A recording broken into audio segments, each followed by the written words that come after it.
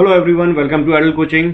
Macro economics business cycle model के हिंदी के part 11 में आप लोगों का स्वागत है। इस पार्ट में हम फ्रीडमैन्स की बिजनेस साइकिल थ्योरी पर डिस्कशन करेंगे और चूंकि एक एपिसोडिक एक्सप्लेनेशन है, अगर आप पार्ट 1 से देखते हैं तो आपको अच्छा फायदा होगा। फ्रीडमैन ने यह कहा था कि मनी सप्लाई में यदि चेंजेस लाए जाएं या मनी सप्लाई में जो ग्रोथ होती है या जो उसमें इनस्टेबिलिटी होती है, वो मेन कारण है जो बिजनेस साइकिल के फ्लक्चुएशंस पर असर करता है। और इसीलिए इनकी इस थ्योरी को मॉनेटरिस्ट थ्योरी ऑफ बिजनेस साइकिल भी कहा जाता है। अगर आप लोगों ने फ्रीडमैन की क्वांटिटी थ्योरी ऑफ मनी वाली वीडियो नहीं देखी है तो जरूर देख लीजिए। यदि आप भूल गए हों तो फिर से देख लीजिए।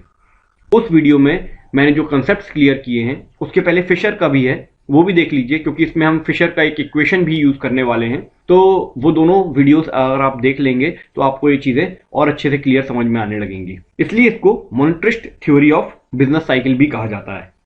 फ्रीडमैन और उसके फॉलोअर्स ने फ्री मार्केट इकोनॉमी की बात कही है। उन्होंने कहा है कि ये फ्री मार्केट इकोनॉमी जो है ये अपने आप में ही स्टेबल रहता है, इसको कभी भी डिस्टर्बेंस नहीं होता। कब तक? जब तक कोई बाहर से मनी शॉक्स इसमें ना लगाया जाए। यानी जो एक्सोजेनस मनी शॉक्स होते हैं उसकी वजह से एग्रीगेट डिमांड में बदलाव आते हैं, और जब ऐसा होता है तो स्टेबिलिटी डगमगा जाती है, और जब स्टेबिलिटी डगमगा जाती है तो साइक्लिकल चेंजेस यानी बिजनेस साइकिल में बदलाव आते हैं और आउटपुट और एम्प्लॉयमेंट बढ़ता या घटता है। डिपेंड करता है मनी का किस प्रकार का शॉक है। ये इनका मेन कंसेप्ट था इस थ्योरी को बनाने का। उन्होंने और एक और इकोनॉमिस्ट हुई हैं स्क्वार्ट्स, ये एक लेडी हैं, और ये दोनों इकोनॉमिस्ट ने हिस्टोरिकल डाटा देखा अमेरिका का, यूएस का, और ये देखा कि बड़ा हाई कोरिलेशन है साइक्लिकल फ्लक्चुएशंस में यानी बिजनेस साइकिल में और मनी के स्टॉक में। यानी कि मनी के स्टॉक में जैसे बदलाव आते हैं उसके हिसाब से बिजनेस साइकिल में बदलाव आते हैं। मगर एक बात और थी कि मनी जैसे जैसे बढ़ता है वैसे वैसे तो ये भी बढ़ते हैं बिजनेस साइकिल के ग्राफ। मगर ये भी पाया गया कि जैसे जैसे बिजनेस साइकिल बढ़ती है या बिजनेस साइकिल में फ्लक्चुएशंस आते हैं उस हिसाब से मनी बढ़ता है क्या? नहीं। और दूसरी बात ये थी कि जैसे ये जो मनी में बदलाव आते हैं, जो शॉक्स आते हैं मनी की सप्लाई में, वो बिजनेस साइकिल के किसी एक पर्टिकुलर स्पेसिफिक इवेंट को, हिस्टोरिकल इवेंट पर ही असर कर पाता है। सिस्टमैटिकली पूरी बिजनेस साइकिल पर मनी असर नहीं करता। मनी के जो शॉक्स हैं, जो सप्लाई में चेंजेस आते हैं, वो पूरी बिजनेस साइकिल पर अफेक्ट नहीं करते। हाँ, किसी एक पर्टिकुलर इवेंट पर, हिस्टोरिकल इवेंट पर असर जरूर उसका दिखाई देता है। तो पहली चीज ये आई कि मनी का बदलाव बिजनेस साइकिल में बदलाव लाता है, लेकिन बिजनेस साइकिल का बदलाव मनी साइकिल में या मनी के शॉक्स में बदलाव नहीं लाता। और दूसरी चीज ये समझ में आई कि ये एक पर्टिकुलर एस्पेक्ट को ही अफेक्ट करता है।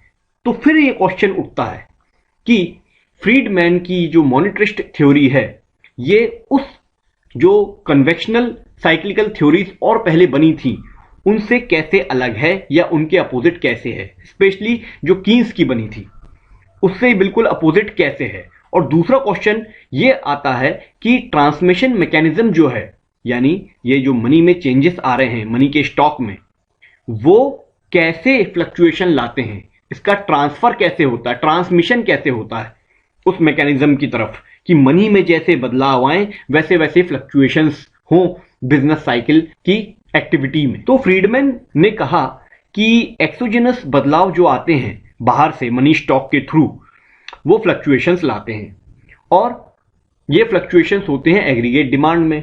क्योंकि मनी स्टॉक जब बढ़ जाता है, सप्लाई बढ़ जाती है, तो लोगों के पास पैसा आता है, तो वो डिमांड ज्यादा करते हैं चीजों की, उनके पास पैसा ज्यादा है, और इसके बाद हमारी इकोनॉमिक एक्टिविटी यानी बिजनेस साइकिल बूम करने लगती है। इसी तरीके से कीन्स ने बताया था कि नहीं, ऑटोनोमस चेंजेस होते हैं किसमें? इन्वेस्टमेंट्स में, और इन्वेस्टमेंट में चेंजेस की वजह से फिर डिमांड में चेंजेस आते हैं, और फिर जब डिमांड में चेंजेस आते हैं तो फिर ये इकोनॉमिक एक्टिविटी में बदलाव आते हैं। ये दोनों अपोजिट से। दूसरी तरफ फ्रीडमैन और मॉनेटरिस्ट ये कंसेप्ट फॉरवर्ड लाते हैं जिसका नाम है मनी मल्टीप्लायर, जिसका मतलब है वो रिलेशनशिप जो है डेल वाई और डेल एम के बीच में। डेल वाई क्या है? नेशनल इनकम में जो बदलाव आ रहे हैं, चेंजेस इन नेशनल इनकम। और डेल एम क्या है? मनी के स्टॉक में जो बदलाव आ रहे हैं। इसको इन्होंने नाम दिया है मनी मल्टीप्लायर का। इसलिए मैं आपसे कह रहा था कि आप फ्रीडमैन का क्वांटिटी थ्योरी ऑफ मनी जरूर देख लें। और कीन्स क्या बोल रहे हैं? कीन्स बोल रहे हैं इन्वेस्टमेंट मल्टीप्लायर के बारे में, जिसका मतलब है del Y upon del I, यानी कि change in income upon autonomous investment. अब इन दोनों को अगर कंपेयर किया जाए तो फ्रीडमैन और जितने भी मॉनेटरिस्ट और हुए हैं उन्होंने ये बताया है कि मनी मल्टीप्लायर ज्यादा स्टेबल है और इन्वेस्टमेंट मल्टीप्लायर वेरी करता है। वेरी क्यों करता है?